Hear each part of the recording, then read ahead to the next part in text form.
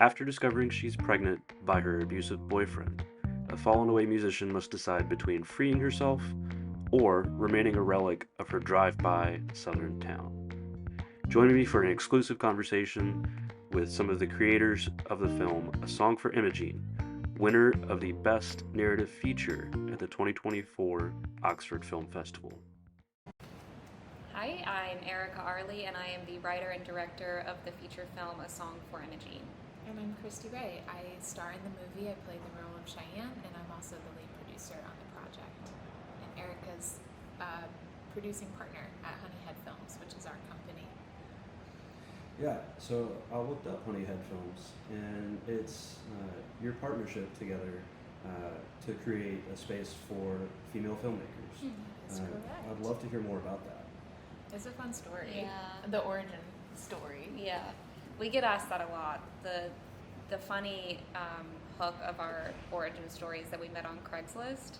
So, The one Craigslist casting call that went well. Yes, the first and last Craigslist casting call. It was the first short film I ever wrote and directed. I come from a theater background, and making the leap into on-screen directing and writing was this little short film, no budget, shot over one weekend, one location, and we had a few roles to fill, and I put out a casting call on Craigslist, and this was back when you could still kind of, things on Craigslist maybe weren't as murky as they It are was now. 2014. Yeah, We so do not recommend Do to not future young recommend. women to go looking on Craigslist for your Don't do business that. partner. Yeah. But yeah, I put out a casting call on a few different Facebook pages and also put one on Craigslist, and Kristi submitted, and her tape was excellent. She's an incredible actress, and I was like, actually, the guy who we were making the film with at the time, Kristi, had recently been in a really successful underground indie horror feature. And I feel like it's more than horror. I feel like it was like a psychological thriller in kind of the horror genre. But so the gentleman I was producing the film with at the time was like, we can't get Kristi Ray. I don't think she'll do it. This is too small. And I was like, she was great. She submitted a tape. Let's cast The her. script was really good, and part of like the impetus of founding our company was that Erika was such a great writer and wrote for a female voice in a way that I had never had an experience auditioning even for a project that was written by a woman. And, I've been working for like 7 years in independent film all over the Southeast. I'd lived in Los Angeles and New York City and never worked with a female director. That was just like a gap in my career, and working with Erika just changed my perspective about what it meant to have a dynamic role, and those three-dimensional characters, and that was something I was really drawn to. After that first film, we didn't immediately start our company, but we became really fast friends, and we realized there was like a future in collaboration. And Erika actually, one day we were talking and I needed real material. I wanted something that felt more gritty and just more interesting. It was like around the time Winter's Bone was coming up for an Oscar, and I was like, I want to play roles like that, like Reed Ollie, What can we do to just get some footage together to like put on our reels? And we're both actresses, so she wrote this script called Lorelei for us to play sisters together, and that is the origin of A Song for Imogene, which is the feature that we have in this festival today. Those characters have been with us since the very beginning, before we even founded our company. These characters of Cheyenne and Janelle started way back in 2015 when you wrote that script. Yeah. Later we founded the company, but it was always about more dynamic roles for women in front of and behind the camera. So both characters and cinematographers, editors, directors, writers, producers. That's something I'm super proud of with this film. It's like 70% female crew. All above the line was entirely female driven. Even our financiers, our executive producers were women. So this is just the way that we're continuing to break the mold and inspire the next generation too, which I'm sure you read a little bit about. Yeah, I love that commitment to female filmmakers. And I also really enjoy A Song for Imogene. Thank you. I found your performance, Kristi, to be pretty powerful. Thank you. And I also really enjoyed the score. So is the score also from a female artist? No, this was Zach Oberhirsch. Yeah, we have some lovely female-forward gentlemen on the side of the Song for Imogene on our team, and our editor Logan Tabor and then our composer Jack Oberkirsch worked pretty closely with me to come up with the soundscape for the film.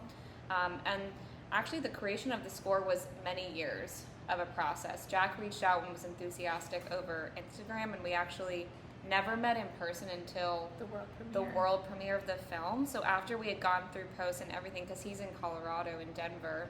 It was like the Postal So we, Service, that band where you like pass. We like never met him. It was so wild to like meet him in person and see Jack. I was like, Jack, you know, and it was such a fun process finding the musical personality of the film. It started off, you know, in kind of a more bluegrass vibe, kind of a stripped down acoustic guitar sort of sound, because her character is a musician in the film and it felt appropriate for the South. And even that felt like too much. It felt too leading. And I don't like scores that lead the audience. I like scores that kind of creep up underneath the emotion of a scene and people don't realize that it's even there until they're already having an emotional reaction to what's happening. So very much supporting a scene but not necessarily driving a moment. So we worked through a lot of different styles, and Jack would send musical diaries of when he would read different drafts of the script, and he would send these sort of soundscapes that he felt were evocative of the script. And eventually we were like, we just need to get the film in the can and see what happens. And through that process of editing and Logan making some kind of temp just sort of atmospheric sounds, that we ended up sort of having a little bit of demoitis and falling in love with some of these things. Jack sort of took that, and that's where the score came from. And then a mix. We knew we wanted some soundtrack in there as well, so the whole score was kind of this mix of ambient cues and then soundtrack as well. So it's a really collaborative process and surprising. If I listened to the score now, if me 3 years ago listened to the score, I would have been like, that feels a little, what is that? I'm not sure if that's right. You know, I always expected it to have more of a musical, like definitive musical style, but what we have ended up, I think, being really, I'm glad you enjoyed it. I enjoyed the score as well. And it's worth mentioning that the soundtrack you talked about is all North Carolina musicians and bands. We were really determined to keep things like in state with the creative. Jack is actually a Denver local, so we have a bit of a footprint with our company in Denver. Erika used to live in Colorado, and we have shot and produced some narratives out there, but Jack and Andrea, who live in Denver, as well as Hayden, who plays Alex in the film, those are our transplant, collaborators. But everybody else on the project is North Carolina natives, which is really special. That doesn't often happen with features that out of the state. It's usually just below the line crews that come in and work on the project. So we were really proud to also have our musicians and our bands that are part of the soundtrack. They're a lot of friends of ours. We've shot music videos for, just people we know in the community, but that's something that I just think is special about the movie. It really is evocative of a place, and this is such a the character, the South is a character in our movie, and so I think the sound of the South is really present in the film as well. I loved that the movie was set in the South, and since you brought it up, would you like to talk more about why you chose a story that is very much a Southern story? Yeah. That's such a great question. Well, we're both from the South, so Erika and I grew up in the state in North Carolina, and I don't often get to tell this story, so I'll just tell it from my perspective, because it's usually a question that people ask you, but I'm so much like Diane, and my life is so similar to her story in ways. This idea of getting out and this flight from your hometown. I grew up in a very small, little town in North Carolina off a dirt road, and it's just kind of like one of these little, you get off an exit by the train tracks, and like a very modest little home, and was living this life and having this dream that I would become an actress and leave. There were not a lot of opportunities to do that. I had an Alex, I have experienced a lot of the things that Cheyenne has gone through, and as a young girl, Erika had this fascination with people like my family and the lifestyle I was living, because she would drive literally past basically my exit as a kid. You know, coming from Chapel Hill, going to visit her Grammy in Little Washington. So in North Carolina, it's just kind of this highway, 17 or 70. I don't know which one you'd go, Bayboro or this way, like through Vanceboro. But basically, she'd pass my exit, and she always says, like, you know, I'd be staring out the window of my parents' minivan and wondering, like, what are these people like off of this exit? You know, what is their life like? And, you know, as she got older, fascinated by this idea of people being stuck in these cycles. And I was really fortunate to break out of the cycle at 17. I left town and did the crazy thing and like flew to Hollywood and tried to like make it as an actress, and that was a little short-lived. It's really expensive, and I had a reality check at a very young age, but was fortunate to come back to North Carolina and become established in the independent film industry here and fall in love with that infrastructure and not chasing this big kind of like studio television dream. It's like more autonomy over these characters, you know. So as we grew and met and collaborated, we realized that we were kind of, even as young girls, like already in the ether, our thoughts and our ambitions were like painted in the stars in this way. So the South being a character is just so true to life for both of us. Her mother lived in a similar really small town, and I think there's like a lack of representation of that demographic in cinema that we see. I always say the South feels like a caricature in most movies. I think being from the South, you would agree. You know, when Hollywood gets a hold of like what it's like to be Southern, it's very much the Daisy Dukes and the red pickup truck, and you know, like the Southern family starter pack, you know, Yeah. like of like what it looks like to be in the South, and it's often just used, like you said, as a caricature. And I think watching a lot of films growing up and then becoming an adult and living in the South, particularly moving, I grew up in college towns, Charlottesville, Ann Arbor, and then Chapel Hill. So going to visit my mom's hometown was really fascinating to me. And my family, my immediate family and, you know, my extended family were all kind of spread out. So I was fascinated by the thought of when my mom would say, oh, this person so-and-so and still lives in town. I was like, there are people that stay in their town, their whole family lives there. Like, that was a foreign concept to me. I loved that, and I thought that, I was like, well, what are their stories? You know, do they choose that? Do they feel like they're stuck there? You know, and so how do you look at, you know, also observing poverty and these cycles, generational poverty, you know, this and these cycles that people try to break, and it's hard. It's hard to break out of that, the same way that it's hard to break out of a cycle of abuse. So those two types of, you know, cyclical ways of being that often are passed down generationally. You know, you have an abuser in a family, whether it's emotional or physical or whatever it is. Oftentimes people then go and seek out abusive relationships, and that wasn't my experience in my family, but working with survivors of domestic violence, that's something that we noticed, you know, over the course of time. And so just sort of recognizing that those could be some issues that existed in small towns, and when people don't have access to resources, whether financial or healthcare, any other sorts of resources they would need to break those cycles, what does that look like? So that's something that I was really interested in exploring it in against the backdrop of the South in a way that was complex. Instead of the ways that I saw in films as I got older, I was like, this is so inauthentic, and I would almost get angry. I think I remember it, I love this movie, and I know you love this movie, but Forrest Gump, when Forrest is walking towards the back of the bus when he's a kid, and Jenny says, you can sit here if you want.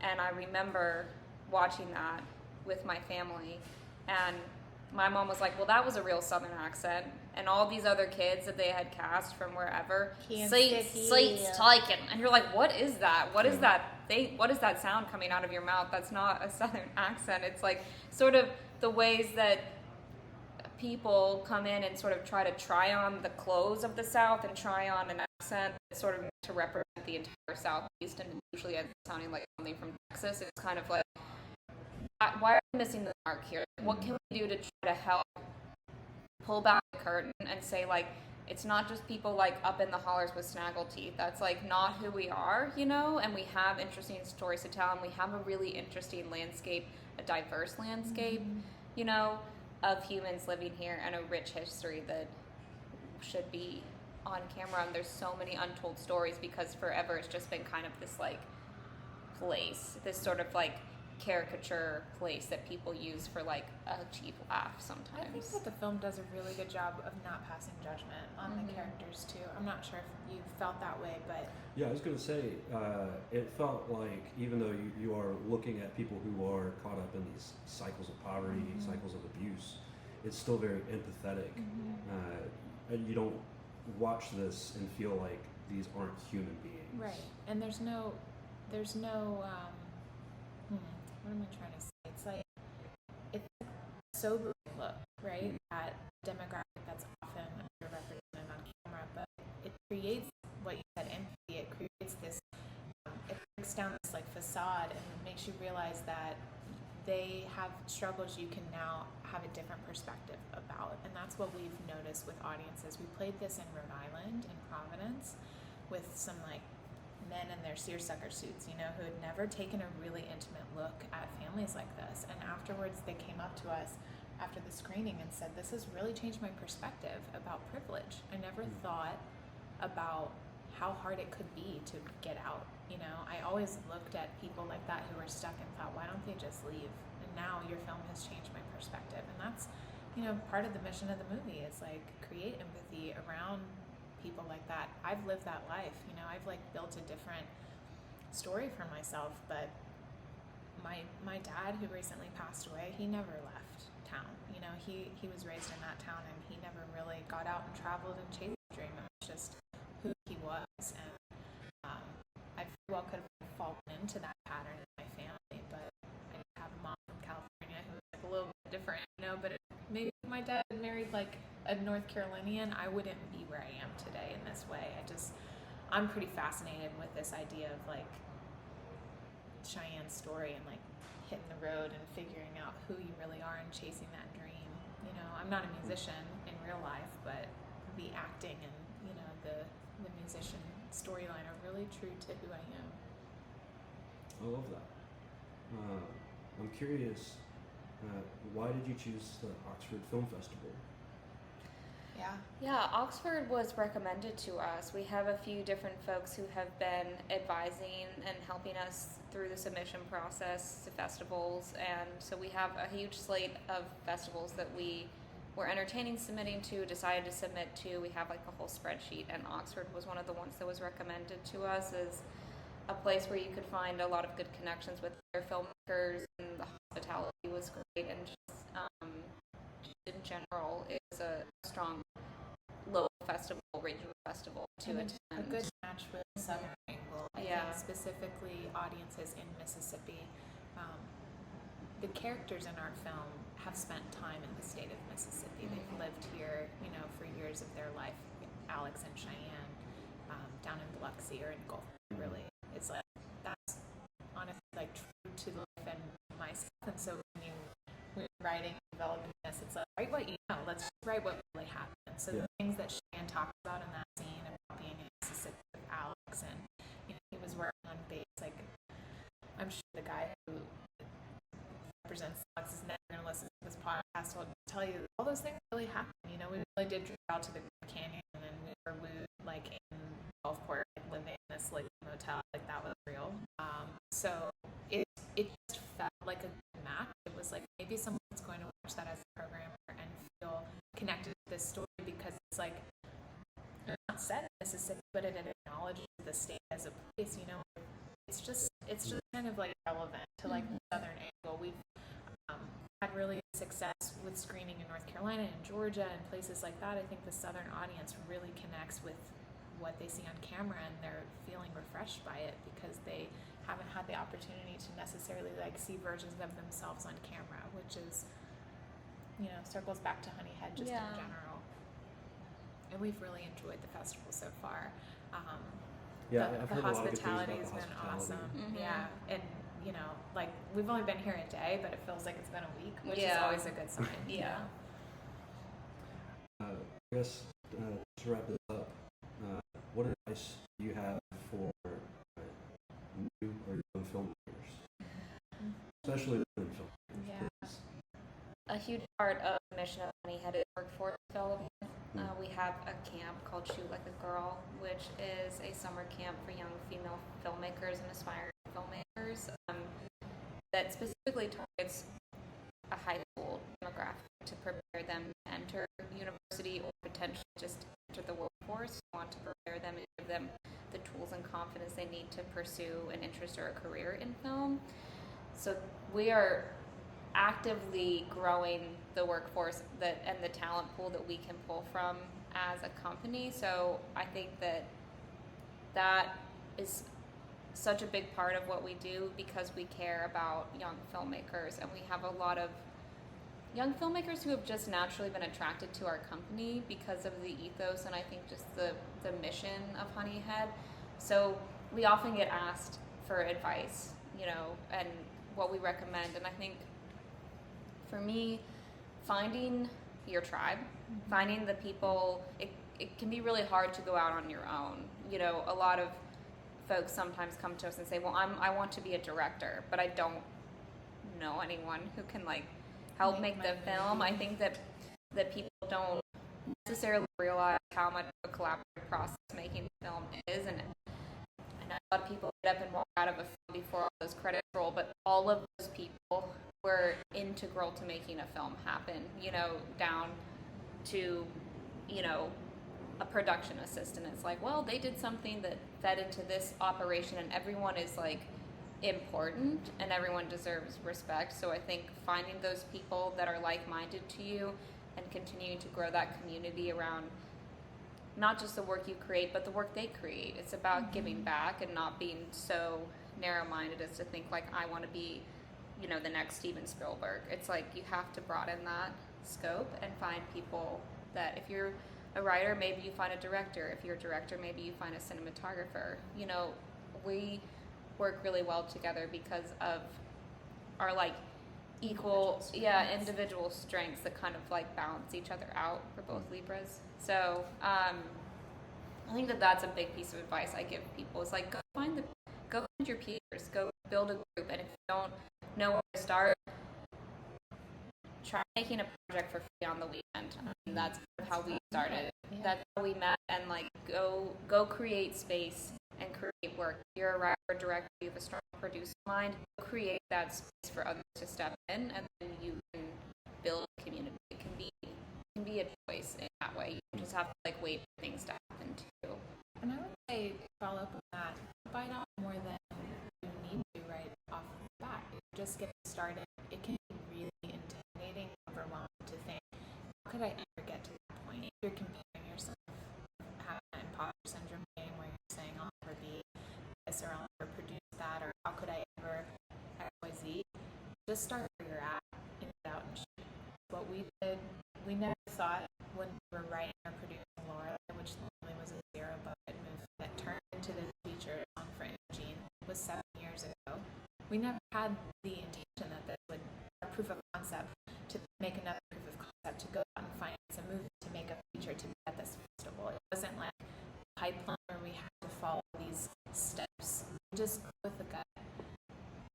Take things organically as they come, buckle up for the long ride and enjoy the process, because if you don't enjoy it, it's a long road, and don't do it. You got to be loving your life and wanting to do it, but don't try to reverse engineer how to get there and then look back and remember, wow, I would have killed to be here 5 years ago. And so enjoy every moment as it comes, and don't try to do too much too soon. You have to, like Erika said, build the community, but you have to build your skills as well. And there's a whole foundation. Just take your time with it. I think rushing into I need to be at this milestone at this time would have really stressed us out. I'm always so thankful we never started our company with the intention of it being for profit. It was just a mission we had, and we wanted to make movies. And then it became, we were just answering the call. We've been answering the call for 7 years. And so it feels kind of we're just on the ball and it's rolling. We're going wherever it's leading. We never thought we'd have a summer camp. We never thought any of this. And so you're just kind of be a little fluid, a little adaptable, Say yes to persistent, things. say yes, but you have to have a lot of focus, find your tribe, and just don't try to do too much at once. I would say just build baby steps once a year.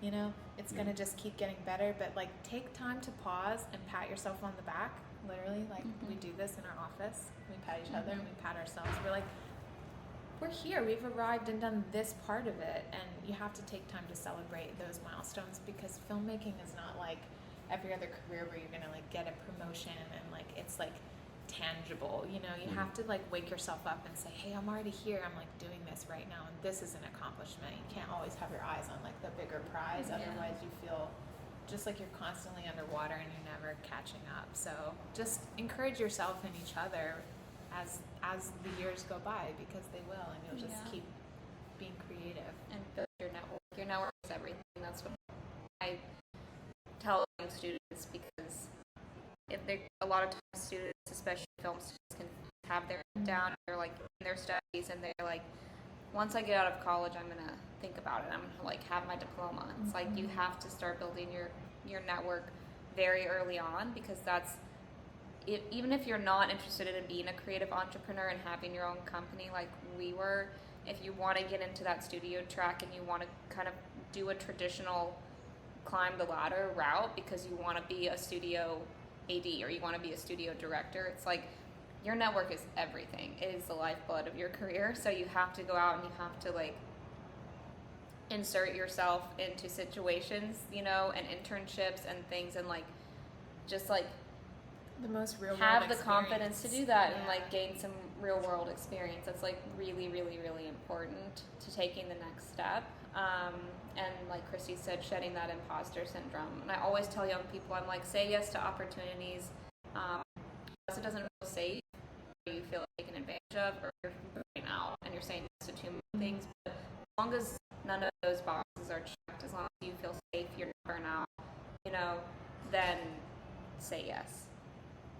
Because you never know where it will lead or who you're going to meet, and then 5 years later you get a call and they're like, hey, you did a really good job on this project like 2 summers ago for me, and I had this thing come up, this person is looking for like, you know, a props person on this, like, you were great, are you available? And it's like, yes, I showed up, I worked hard, maybe it wasn't exactly where I wanted to go, I want to be a production designer, but I just was kind of like a grunt running props or like assisting, you know, for this or just buying for this, you know, but that matters. Just showing up and doing a good job no matter what it is, and having passion, your work ethic really, really matters, because people notice. People notice a bad work ethic and people notice a good work ethic. They constantly hit us up. You know, who do you have in your, you know, Rolodex that would be good for X, Y, and Z? I'm just always giving first the ladies, you know, passing their info.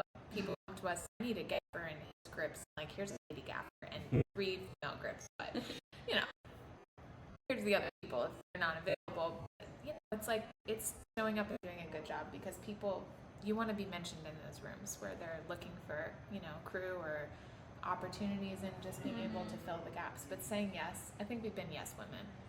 Maybe don't say yes to the Craigslist casting call. In this day and age. To your last question of what do you advise for young filmmakers, we actually, when we were in the financing stages of A Song for Imogene, we put together, I think it's a 9 or 8 episode podcast season called Raw Unfiltered Honey. That's where you can find it, everywhere you can get a podcast. And we literally talked through the origin story of our company in depth. We did these like Wednesday night fireside chats for 9 weeks straight. And anybody can tune into that and just hear it step by step, how we grew the hive, so to speak, of Honeyhead, and the people that came to our rescue with this movie and helped produce it with us, how we met them with and those magical connections, and then the tangible results that happen because of it. So if you're interested in our story and learning more about it, you can find Raw Unfiltered Honey anywhere else you get your podcast. Perfect. Awesome. Thank you guys so much. Thank you. You're welcome. Thanks.